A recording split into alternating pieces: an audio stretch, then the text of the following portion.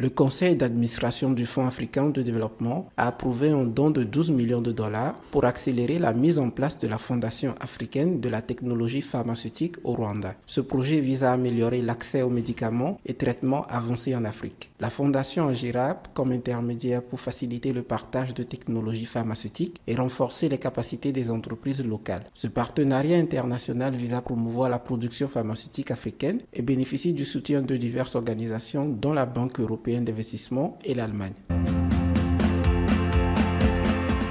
Le Fonds monétaire international a approuvé un décaissement immédiat de 68,3 millions de dollars en faveur du Togo dans le cadre d'un accord de 42 mois sous la facilité élargie de crédit FEC. Ce soutien vise à aider le Togo à faire face à des défis économiques et sécuritaires, y compris les conséquences de la pandémie de Covid-19 et les défis climatiques. L'objectif est de stimuler une croissance inclusive, renforcer la stabilité macroéconomique et améliorer la résilience du pays aux chocs externes. La Banque de développement des États de l'Afrique centrale, BDEAC, lance un appel public à épargne visant à lever 50 milliards de francs CFA dans la communauté économique et monétaire de l'Afrique centrale, CEMAC. Les investisseurs ont le choix entre plusieurs horizons de placement avec des rendements nets d'impôts. La BDEAC, déjà reconnue en tant qu'émetteur de confiance, espère attirer une large participation des investisseurs. Les fonds levés seront utilisés pour financer divers projets dans des secteurs clés tels que les transports, l'énergie et la santé. Cette initiative s'inscrit dans un contexte de dynamisme sur le marché des capitaux de la CIMAC.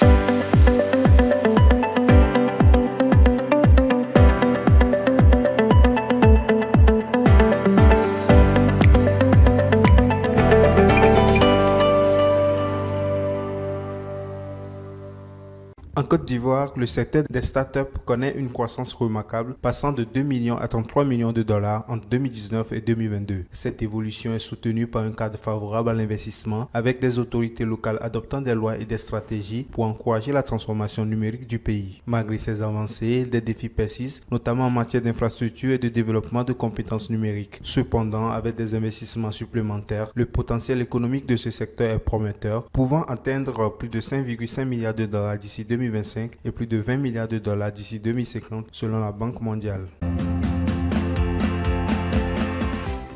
Le Royaume-Uni s'engage à verser au moins 370 millions de livres sterling au Rwanda dans le cadre de son plan de relocalisation des demandeurs d'asile avec des paiements individuels pouvant atteindre 150 000 livres sur 5 ans. Cette décision suscite la controverse, le Parti travailliste dénonçant un scandale financier national tandis que le ministère de l'Intérieur défend cette mesure comme une réponse nécessaire à l'immigration illégale.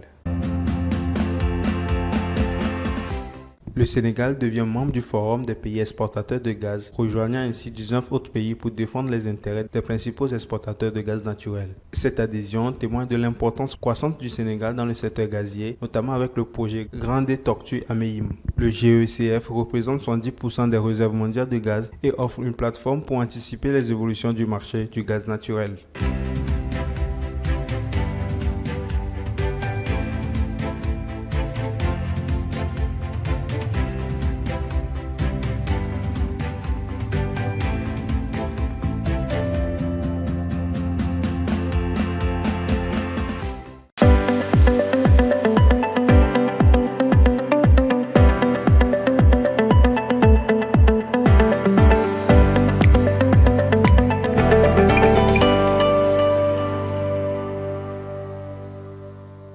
Selon le dernier rapport de la Banque mondiale intitulé Women, Business and the Law, le Togo se démarque en Afrique en offrant le système légal le plus favorable aux femmes, se classant 19e au niveau mondial, juste devant le Royaume-Uni. Le rapport examine les lois impactant l'opportunité économique des femmes dans 190 économies, mettant en lumière que le Togo accorde aux femmes environ 77% des droits disponibles pour les hommes, surpassant ainsi tous les autres pays du continent africain.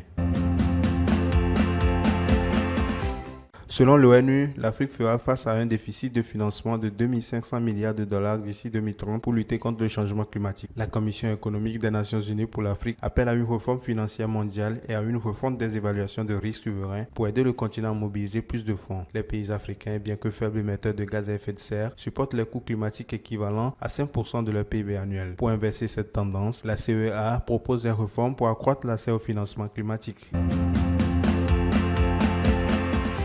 Lors de son dernier conseil d'administration, la Banque ouest-africaine de développement a approuvé une série de financements de 197 millions de dollars pour le Burkina Faso et le Mali, membres de l'Alliance des États du Sahel. Ces financements, destinés à des projets d'agriculture, de routes et d'énergie, visent à soutenir le développement économique et social dans la région. Le ministre des Finances du Ghana alerte sur les conséquences économiques de la loi anti-LGBTQ+, craignant une perte de financements internationaux, notamment de la Banque mondiale, pouvant atteindre 3,8 milliards de dollars. Le président, tout en assurant le respect des droits humains, doit décider de promulguer ou non cette loi, avec des enjeux politiques majeurs pour son parti lors des prochaines élections.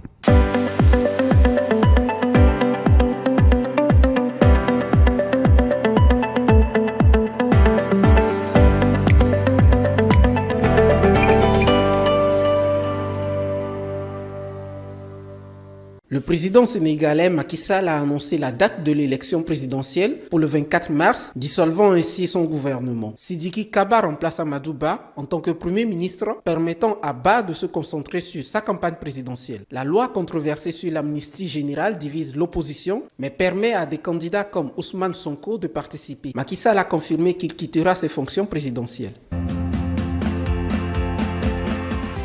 Le gestionnaire de fonds Climate Fund Managers, CFM, supervisera la facilité de financement de l'infrastructure de transmission régionale, RTIFF, de 1,3 milliard de dollars. Géré par le pôle énergétique d'Afrique australe, SAP, ce fonds vise à améliorer l'interconnexion stratégique et la transmission transfrontalière de l'énergie dans la région. Avec un démarrage de 20 millions de dollars d'engagement du SAP, le fonds prévoit une première clôture de 500 millions de dollars en 2025, avec l'objectif final de 1,3 milliard dans les 24 mois. Ce projet de financement mixte utilise des capitaux publics pour attirer des capitaux privés afin de surmonter les défis de financement des projets d'infrastructures énergétiques à forte intensité de capital.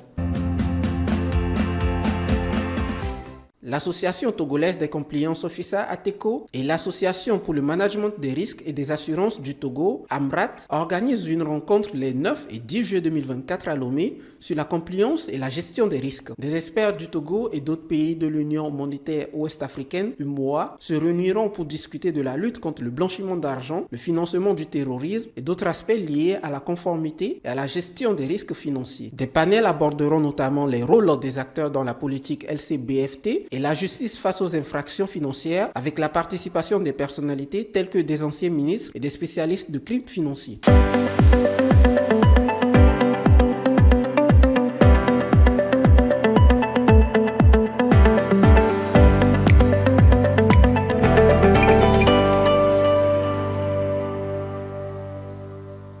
Le géant pétrolier italien Eni, en partenariat avec Petroci, a révélé une nouvelle découverte importante de pétrole et de gaz au large des côtes ivoiriennes, estimée entre 1 et 1,5 milliard de barils. Cette annonce succède à celle du Champ-Baleine en septembre 2021. Eni, présent en Côte d'Ivoire depuis les années 1960, prévoit d'augmenter la production du Champ-Baleine à 150 000 barils par jour de pétrole d'ici 2027, ce qui positionnerait le pays dans le top 10 des producteurs africains. Cette découverte arrive à un moment où l'accès à l'énergie devient un défi majeur pour des millions d'Ivoiriens, offrant ainsi des alternatives économiques et renforçant le rôle du pays en tant que hub énergétique régional. La Banque africaine de développement a approuvé un financement supplémentaire de 16 millions de dollars pour le projet d'agriculture et de sécurité alimentaire en Gambie. Ce projet vise à accroître la sécurité alimentaire et les revenus de ménages vulnérables dans les 5 régions du pays. Les superficies cultivées vont augmenter avec une hausse prévue de la productivité. Le nombre de bénéficiaires, y compris des élèves recevant des repas nutritifs, devrait également augmenter. En juillet dernier, le rapport sur l'avancement du projet était jugé satisfaisant par la banque avec près de 64 000 personnes bénéficiant du projet jusqu'à présent. La Banque africaine de développement BAD a injecté environ 600 millions de francs CFA au Togo pour autonomiser plus de 13 500 femmes vulnérables à travers le projet d'appui à l'inclusion financière des femmes vulnérables. Ce projet a permis d'accorder plus de 15 000 crédits et de créer 8 072 micro et très petites entreprises, dépassant ainsi l'objectif initial de 10 000 bénéficiaires. Lancé en 2016, le PEF vise à la réinsertion socio-économique des groupes vulnérables, notamment les femmes handicapées et celles souffrant de fistules obstétricales.